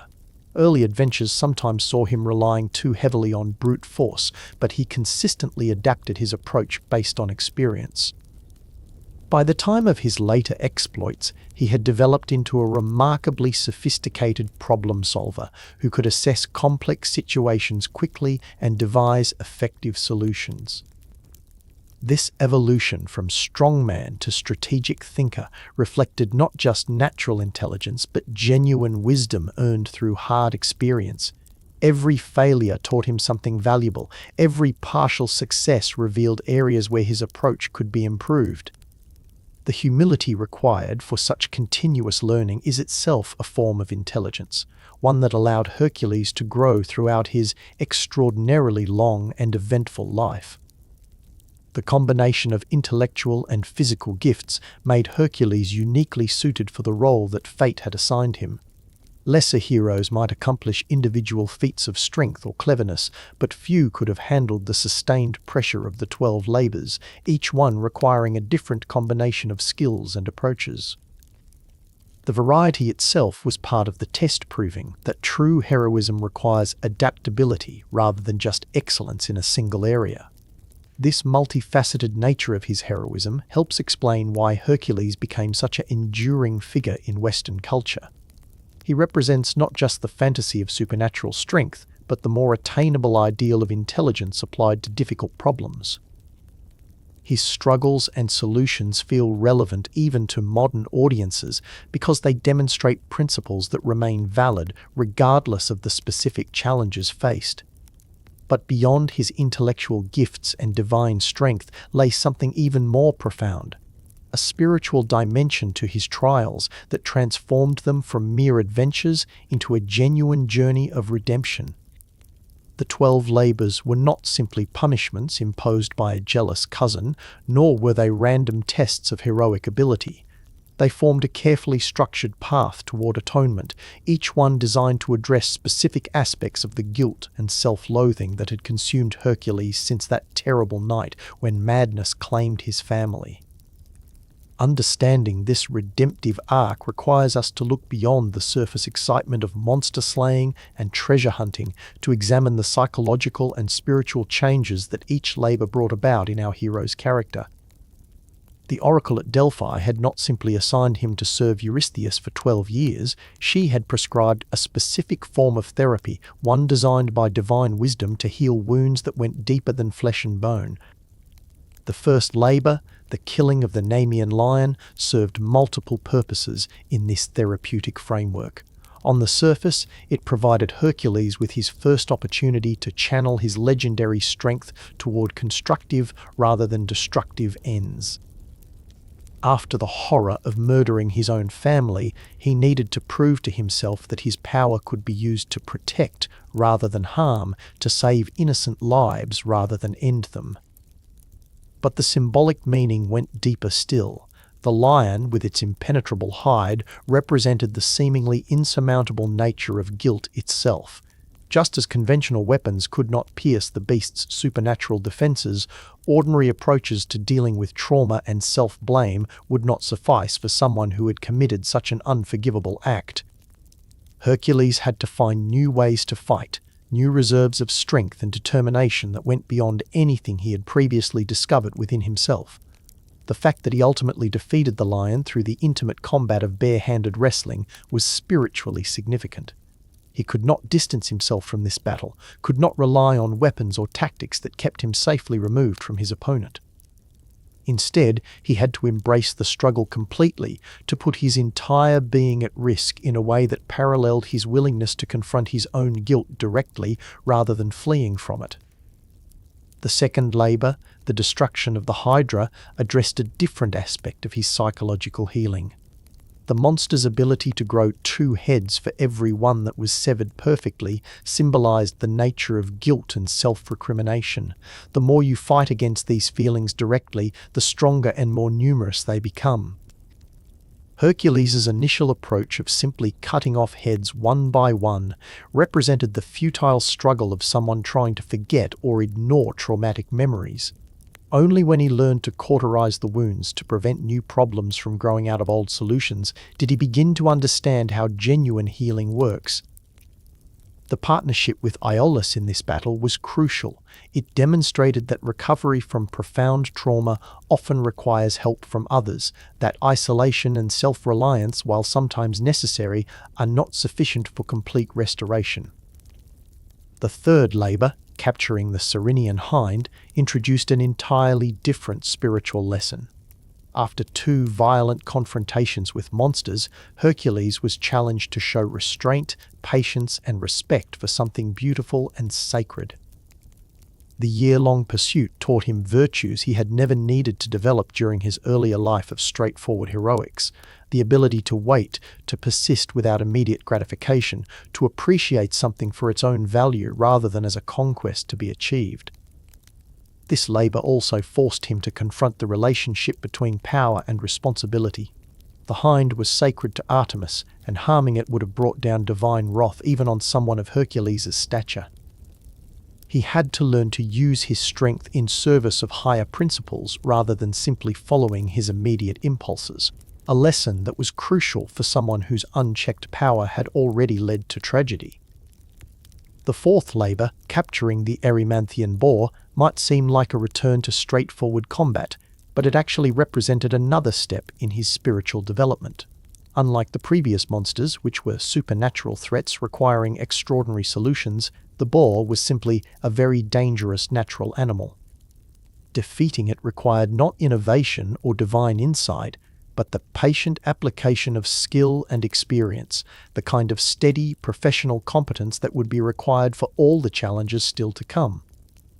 This labor taught Hercules that heroism is not just about facing cosmic threats or performing impossible deeds. Sometimes it involves handling ordinary dangers with extraordinary skill, protecting communities from mundane but deadly problems that they cannot solve themselves. The lesson of humility embedded in this task, that even routine work can be heroic when performed with excellence and dedication, was essential preparation for what followed. The fifth labor, cleaning the Augean stables, was perhaps the most psychologically complex of all the tasks. On its face, it appeared to be nothing more than a degrading punishment, designed to humiliate the great hero by forcing him to perform menial labor. But the symbolic meaning was profound. Hercules was being asked to clean up a mess that was not of his making, to restore order and cleanliness to a situation that had been neglected for decades. This paralleled his larger spiritual situation perfectly. The tragedy that had destroyed his first family was not entirely his fault. Hera's divine madness had been the immediate cause, yet he was the one who had to live with the consequences and find ways to make amends. The stable cleaning taught him that taking responsibility for problems, even when blame is shared or uncertain, is often the only path forward. The ingenious solution he devised, redirecting rivers to wash away the accumulated filth, demonstrated that even the most overwhelming problems can be solved through creative thinking and the proper application of natural forces. This was a crucial lesson for someone whose guilt might otherwise have seemed as permanent and immovable as 30 years of horse manure. Do you think it's fair when we have to clean up messes that other people made, or does life sometimes just work that way regardless of fairness? For me, it has to be the latter.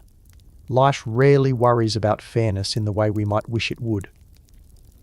The ability to deal constructively with unfair situations, rather than just complaining about them, is often what separates those who accomplish great things from those who remain trapped by circumstances. Hercules was learning this lesson in the most direct way possible.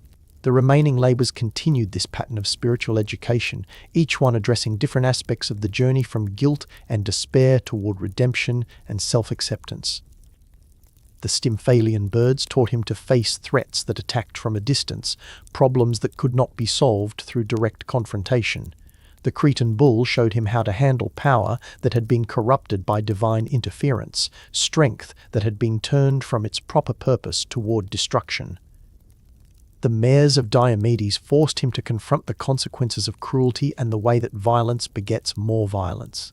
Diomedes had fed his enemies to his horses, creating creatures that were no longer truly animals, but rather living embodiments of human savagery.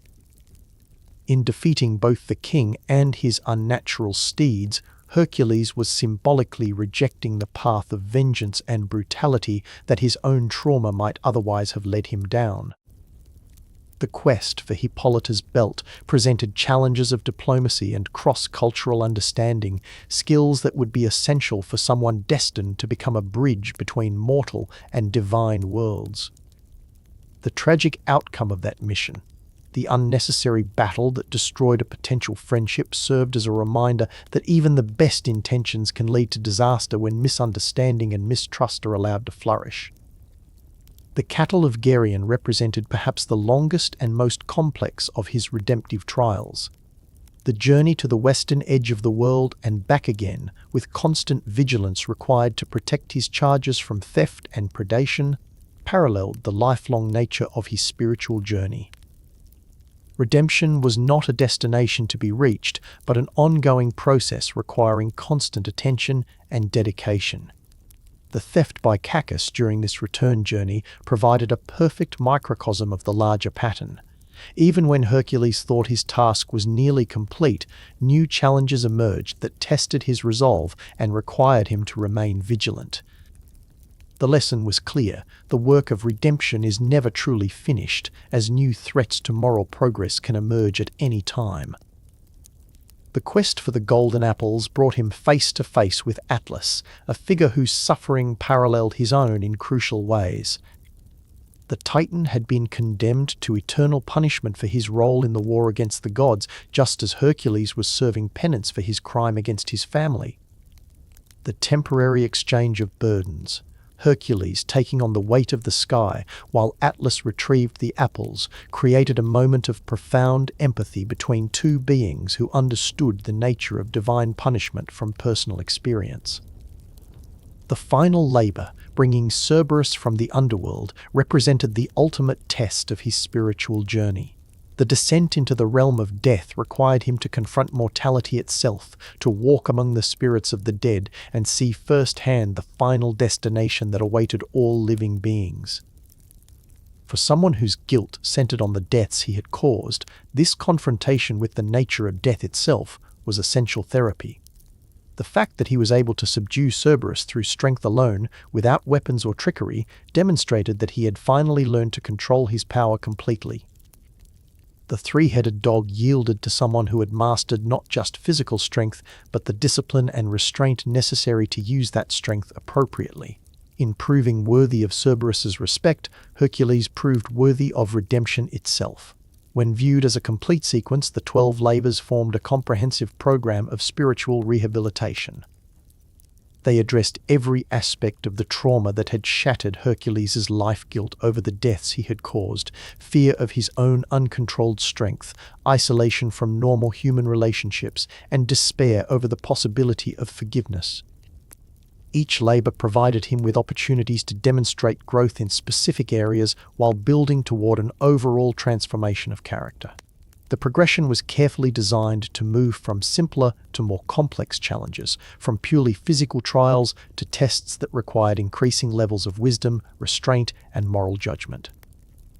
By the time Hercules faced his final labor, he had become not just a more skilled hero, but a fundamentally different person. Someone who had learned to carry his strength responsibly and to see his power as a gift to be used in service of others rather than simply as a tool for personal achievement. This redemptive interpretation of the labors helps explain why they resonated so powerfully with ancient audiences and continue to fascinate modern readers. They represent not just exciting adventures, but a believable path from darkness to light, from despair to hope, from guilt to redemption. In Hercules' journey, every person who has ever made terrible mistakes and wondered whether forgiveness was possible could find both inspiration and practical guidance. Yet even as we celebrate his ultimate triumph over guilt and self-hatred, we must not forget that Hercules' path to redemption was paved with genuine tragedy. The 12 labors were only the most famous of his many sorrows, and his life story reads like a catalogue of loss that would have broken lesser spirits entirely. To truly understand the magnitude of his heroism, we must examine not just his victories, but his defeats, not just his moments of glory, but his experiences of devastating grief. The murder of Megara and his children remained the central tragedy of his existence, the wound that never entirely healed despite all his subsequent achievements. But it was far from the only loss that shaped his character and drove his desperate quest for meaning in a universe that seemed determined to punish him for crimes both real and imagined. His childhood had been marked by isolation and the constant pressure of expectations he could never fully understand. Other children feared his strength, adults treated him with a mixture of awe and nervousness, and teachers struggled to educate someone who could accidentally destroy their classrooms with an ill-considered gesture. The incident with his music teacher Linus, killed by a reflexive blow when he struck Hercules with a lyre, established a pattern that would haunt the hero throughout his life, his power turning against those who tried to help or instruct him. This early lesson in the dangerous consequences of uncontrolled strength created a psychological burden that influenced every relationship Hercules would ever form. He learned to hold himself apart from others, to maintain emotional and physical distance lest his power harm those he cared about. This protective isolation, while necessary for their safety, left him profoundly lonely even when surrounded by admirers and allies. The years of his first marriage to Megara had represented the closest thing to normal happiness Hercules ever experienced. Their love had been genuine and deep, built on mutual respect and understanding, despite the vast disparity in their physical abilities. Megara had possessed the rare gift of seeing past his legendary status to the man beneath, treating him not as a hero to be worshipped or a monster to be feared, but as a husband to be loved. Their children had inherited enough of his divine heritage to be unusually strong and healthy, but not so much as to be dangerous to themselves or others. For a few precious years, it had seemed as though Hercules might escape the cycle of tragedy that seemed to follow divine mortal unions. He had found work that used his strength constructively, a wife who loved him for himself rather than his fame, and children who might grow up to have better lives than his own had been. The destruction of this happiness had been so complete and sudden that it defied comprehension. One moment he had been a loving father playing with his sons after dinner. The next, he was standing over their broken bodies with their blood on his hands and no memory of how it had happened. The transition from perfect contentment to absolute horror had taken place in the space of minutes, leaving him with whiplash of the soul that would never entirely fade. But the immediate trauma was only the beginning of his suffering. In the aftermath of the tragedy, Hercules discovered how quickly love could turn to fear, how swiftly admiration could become suspicion. Friends who had once welcomed him into their homes now crossed the street to avoid him. Former allies spoke in whispers about whether it was safe to associate with someone capable of such violence, even under supernatural compulsion. The loneliness that followed was perhaps more devastating than the guilt itself. Hercules found himself cut off not just from new relationships, but from the very possibility of human connection. Who would risk getting close to someone who had killed his own family? What woman would marry him? What man would call him friend, knowing that divine madness might strike again at any moment? This isolation was compounded by the well-meaning but misguided advice of those who tried to help him. Some urged him to forget the past and move on, as though the murder of innocent children could be dismissed like a minor inconvenience. Others encouraged him to embrace his guilt as a form of penance, to cultivate his suffering as proof of moral sensitivity. Neither approach offered genuine comfort or practical guidance for someone trying to rebuild a shattered life. The 12 labors provided structure and purpose during this dark period, but they also brought their own forms of loss and disappointment. The battle with the Amazons had destroyed his chance for reconciliation with Hippolyta, turning what might have been a new beginning into another source of regret. The year-long pursuit of the Ceryneian hind had taught him patience but also emphasized his fundamental isolation. He had spent an entire year essentially alone, tracking a creature that was beautiful but untouchable. Even his victories carried overtones of tragedy. The death of King Diomedes had been necessary to complete his labor, but it had also made him complicit in the very cycle of violence he was trying to escape. The cleaning of the Augean stables had demonstrated his cleverness, but also showed how his heroic services could be dismissed and undervalued by those who benefited from them. Throughout these trials, Hercules was forced to confront the fundamental loneliness of the heroic life. Heroes, by definition, face challenges that others cannot handle, which means they must often face them alone. The very qualities that make heroism possible — extraordinary strength, unwavering courage, willingness to sacrifice personal comfort for the greater good — also tend to isolate heroes from the normal human connections that make life meaningful. What aspects of heroism do you think would be the hardest to live with day to day? For me, it has to be the loneliness and the constant pressure to be perfect. Everyone expects heroes to always make the right choice, to never have bad days, to sacrifice their own needs for others. That kind of pressure would be exhausting, and the isolation would be heartbreaking. Hercules carried both burdens for decades. The completion of his labors brought relief, but not the happiness he had hoped to find. Redemption, he discovered, was not the same as restoration. Being forgiven for his crimes did not bring back his murdered family or erase the memories of their deaths. He was free from divine punishment, but not from the more subtle torments of grief and loneliness that would continue to shape his character. His subsequent adventures, the many heroic deeds that filled the years after his formal penance had ended, were driven as much by a desperate search for meaning as by any noble desire to help others. In saving other heroes, fighting monsters, and founding cities, Hercules was trying to build a legacy that would justify his continued existence, to accumulate enough good deeds to balance the cosmic scales that had been so heavily weighted against him. But even these later triumphs carried their own shadows. His rescue of Prometheus from eternal torment brought him face to face with another victim of divine injustice, someone whose suffering had lasted far longer than his own. The Titan's gratitude was genuine, but it also served as a reminder that the god's capacity for cruelty extended far beyond Hercules' personal experience. His participation in the voyage of the Argonauts brought him into contact with other heroes whose own tragic destinies were already taking shape.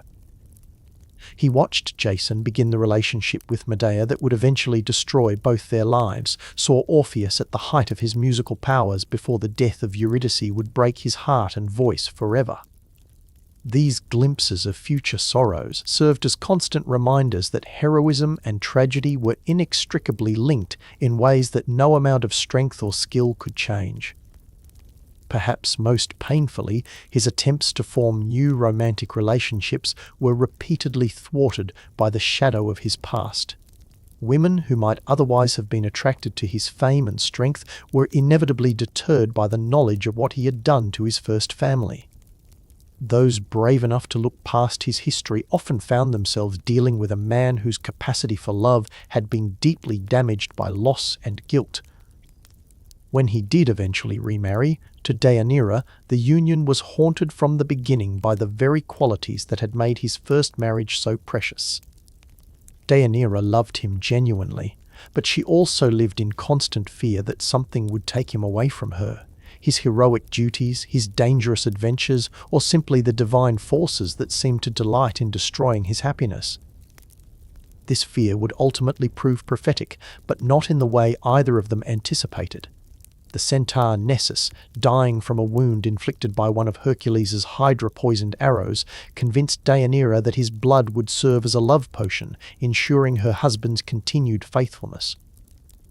When jealousy finally drove her to use this supposed charm, the result was not renewed love but agonizing death, as the Hydra's poison worked its way through Hercules' system in the form of a shirt that could not be removed. The irony was bitter beyond expression. Hercules, who had survived battles with monsters, gods, and the forces of nature itself, was finally brought down by love. Not by his own capacity for it, which had already caused so much destruction, but by someone else's desperate attempt to preserve it. Deianira's suicide, upon realizing what she had done, only added another layer of tragedy to an already unbearable situation. In his final moments, as the poison burned through his body and the shirt of Nessus fused with his flesh, Hercules must have reflected on the strange pattern of his life.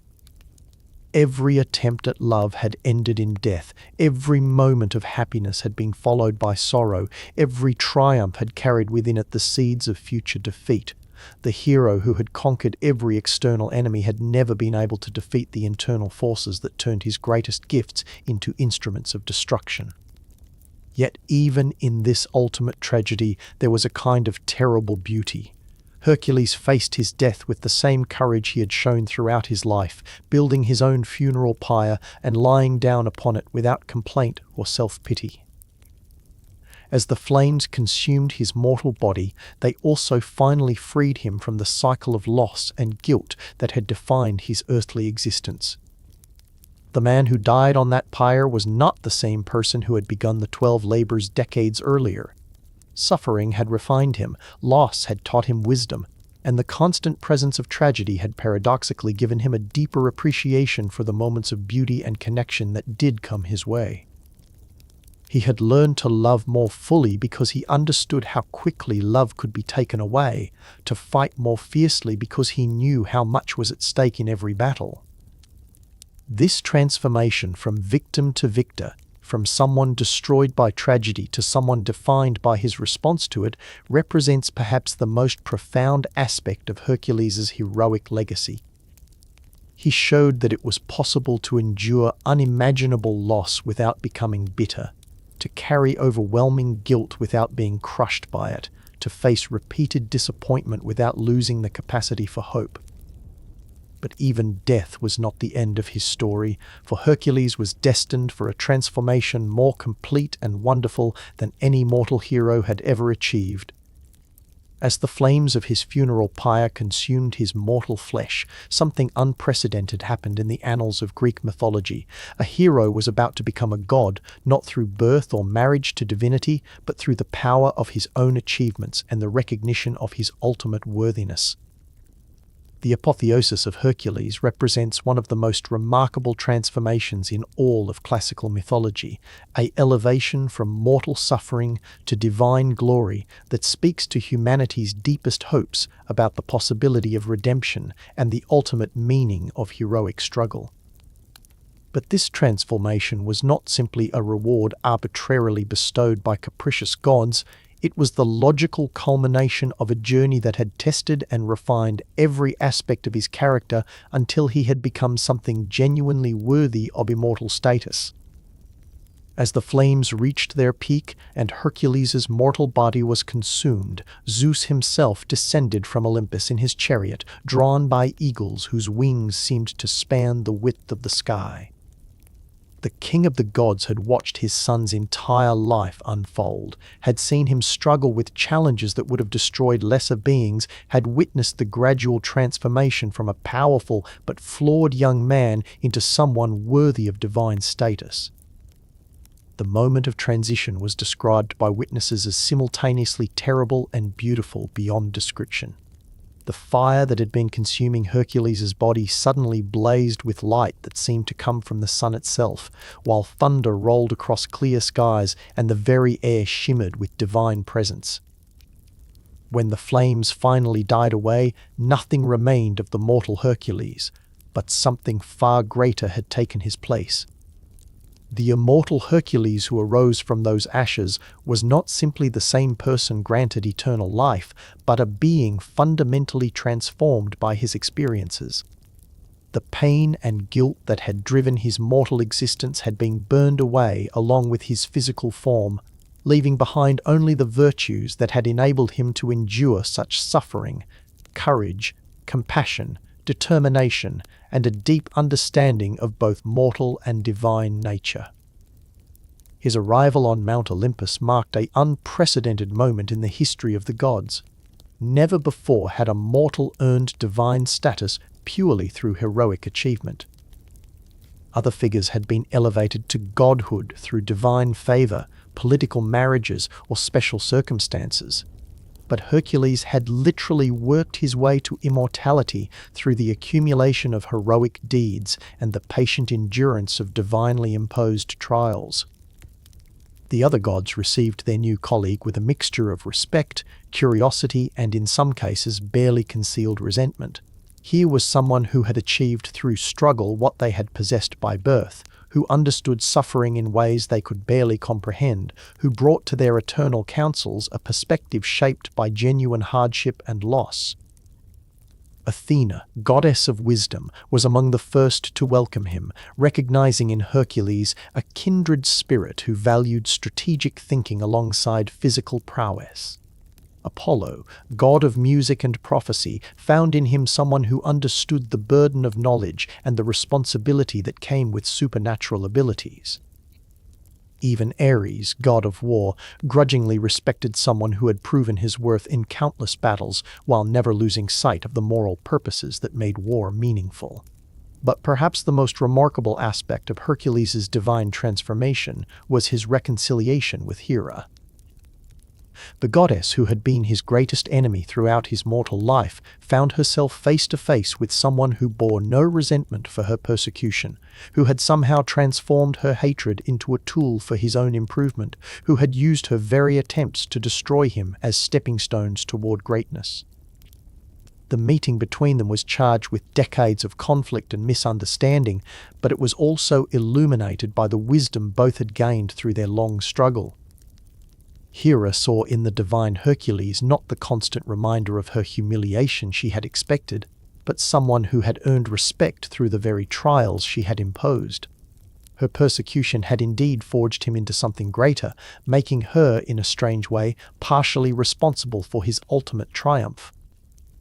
Hercules, for his part, looked upon his former tormentor with something approaching gratitude. Without her relentless opposition, he might never have developed the strength of character necessary for divine status. Her hatred had been the crucible in which his heroism was refined, the constant pressure that had revealed the depths of his potential. In seeking to destroy him, she had inadvertently become his greatest teacher. Their reconciliation was sealed in the most traditional way possible through marriage alliance.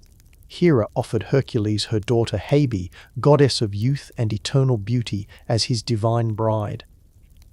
This union served multiple purposes. It formally welcomed him into the divine family, it provided him with a partner whose nature complemented his own, and it symbolically healed the breach that had defined his entire mortal existence. Hebe proved to be the perfect match for the divine Hercules. Where his mortal relationships had been shadowed by the danger his strength posed to fragile human partners, Hebe possessed divine resilience that allowed her to meet him as an equal. Where his previous loves had been complicated by the knowledge of his tragic past, Hebe knew him in his transformed state, free from the guilt and anger that had driven his mortal actions. Their marriage represented not just personal happiness but a new model for divine relationships. Unlike the often troubled unions of other gods, their partnership was built on mutual respect, shared values, and a deep understanding of what it meant to earn one's place in the cosmic order. Hebe's eternal youth balanced perfectly with Hercules' hard-won wisdom, creating a union that embodied both the joy of new beginnings and the strength that comes from overcoming adversity. The divine Hercules quickly established himself as a protector of heroes and champion of justice throughout the mortal world. His unique perspective, having been both human and divine, made him an ideal intermediary between the two realms, someone who could understand mortal struggles while possessing divine power to address them. Heroes facing impossible tasks would pray to him for strength and guidance, knowing that he, above all others, understood what it meant to feel overwhelmed by the magnitude of one's challenges. His influence extended far beyond individual acts of intervention. The very existence of divine Hercules served as proof that heroism was possible, that mortal efforts could achieve immortal recognition, that the universe ultimately rewarded virtue even when that reward seemed impossibly distant. His story became a source of hope for countless generations who faced their own seemingly insurmountable challenges. But perhaps most importantly, the apotheosis of Hercules established a new understanding of what it meant to be a hero. Previous heroic traditions had emphasized birth, divine favor, or exceptional natural gifts as the sources of heroic capability. Hercules demonstrated that heroism could be earned through persistent effort, moral growth, and the willingness to endure suffering in service of higher purposes. This democratization of heroism had profound implications for human understanding of achievement and worth. If Hercules could rise from the depths of guilt and despair to achieve divine status, then no mortal situation was truly hopeless. If his very flaws and failures had become part of his path to greatness, then human imperfection need not be a barrier to ultimate success. The philosophical implications of his transformation resonated through ancient thought and continue to influence modern concepts of personal development and moral growth. The idea that struggle itself could be valuable, that obstacles could become opportunities, that even the worst mistakes could serve as foundations for future achievement. All these insights emerged from contemplation of Hercules' extraordinary journey. His divine status also provided a unique perspective on the nature of justice and suffering. Having experienced both divine persecution and divine reward, mortal limitation and immortal capability, Hercules understood better than any other being the complex relationships between power and responsibility, suffering and growth, individual achievement and cosmic purpose. This wisdom made him an ideal counselor for other gods facing difficult decisions about mortal affairs. When Zeus struggled with questions of justice and mercy, when Athena needed insight into human motivation, when Apollo sought to understand the burden of prophecy, they could turn to Hercules for perspectives that drew from genuine experience rather than theoretical knowledge. The legacy of divine Hercules extended far beyond his immediate divine functions. His story became a template for understanding how individual lives could achieve cosmic significance, how personal struggles could serve universal purposes, how mortal efforts could contribute to immortal achievements. Philosophers, poets, and ordinary people alike found in his example a model for making sense of their own challenges and aspirations. In the centuries that followed, temples dedicated to Hercules arose throughout the Mediterranean world, serving not just as places of worship, but as centers of community support for those facing difficult challenges. His cult attracted people dealing with seemingly impossible tasks, unbearable guilt, family tragedies, and other forms of suffering that paralleled aspects of his own mortal experience. The festivals held in his honor celebrated not just his strength and victories, but his persistence, his growth, and his ultimate transformation. Athletic competitions commemorated his physical achievements, while philosophical discussions explored the deeper meanings of his journey. These celebrations served as reminders that heroism was achievable by ordinary people willing to extraordinary efforts in service of worthy goals. What aspect of Hercules' transformation do you find most inspiring? His rise from tragedy to triumph, or his evolution from mortal hero to divine protector?